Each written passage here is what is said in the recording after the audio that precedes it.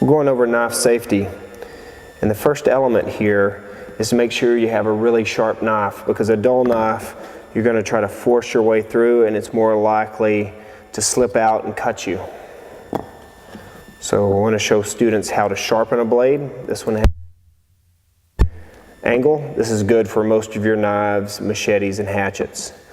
Now obviously the angle of the blade matters on how fast it's going to go dull. So if you have a 15-degree angle, you're going to get a really sharp blade, but you're going to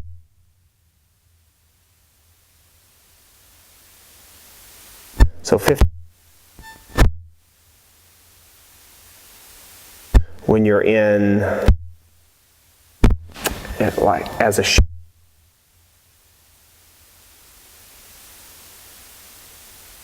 30 degrees, so we're increasing the angle of, it's going to be more for chopping and cutting.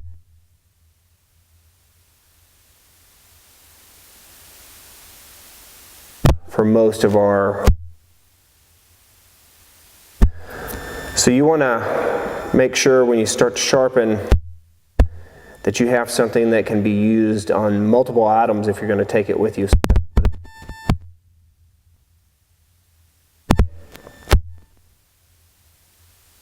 Strips that you slide a knife through, well, you can't do that on a hatchet or an axe. So you want equal amounts of passes. So I'm going to do them on both sides. That's just the way I'm accustomed. So this is the greatest amount of grit here, and then it gets lesser and lesser grit, and I'll describe it. So I'm bringing it towards me and then away from me. I'm going to do that a couple of times. Get a nice burr on each side.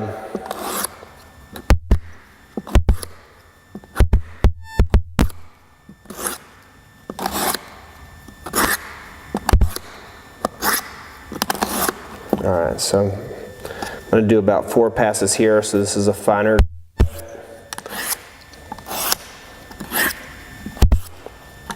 Making it even sharper. Equal passes. So I could have done 4 on one side, 4 on the other. Alright, so I did that. So now this is ceramic. So much finer grit, same angle, just trying to refine that blade more, making it even sharper.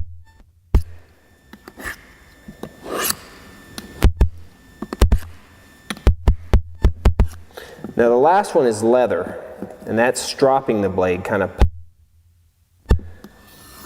that edge off, getting any burrs off of it, and refining. And it's the opposite. Instead of going towards it, I'm going with the grain here because I don't want to cut into it. It's the opposite stroke that I was using on the other. So you notice I don't have a lot of hair here, and that's because I'll test to see how sharp a blade is. If it can shave hairs off, I'm good to go. A couple other things to talk about. Now this is a knife that has been solid, because if you get out and start using it to chop, a knife like this one, and the knife can break and then you're left.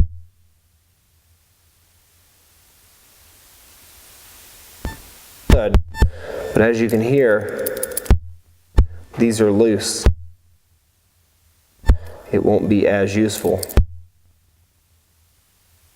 Functional items that would be nice and useful.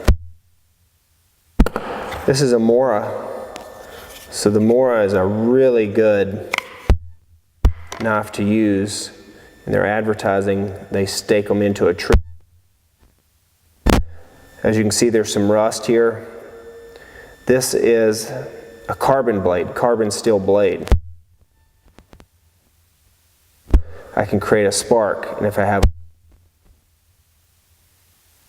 I can use this. You notice It's been bored here in the hole has been bored into the side. It's because I used to have a penny in there, and I could use to hold that into place using the handle for a bow drill. You want to make sure the blade side is away when you're using it as a bow drill.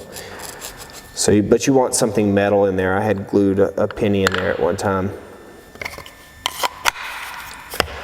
So make sure when you're cutting that you cut away. So don't cut towards yourself, because that can slip and then you'll end up cutting yourself. Make sure if you're cutting a notch in that your finger is not behind that, because this yucca is really easy to cut through. It's a really soft wood, and that could go through and you could cut yourself that way. If you're going to cut your notches when we get to primitive fire, make sure you put it down on the ground, or at least keep your finger behind it and keep it at an angle, so if it does go through, it would miss your finger. But no actions towards you. And make sure you're mindful of where your limbs are on the other side, digits and limbs are.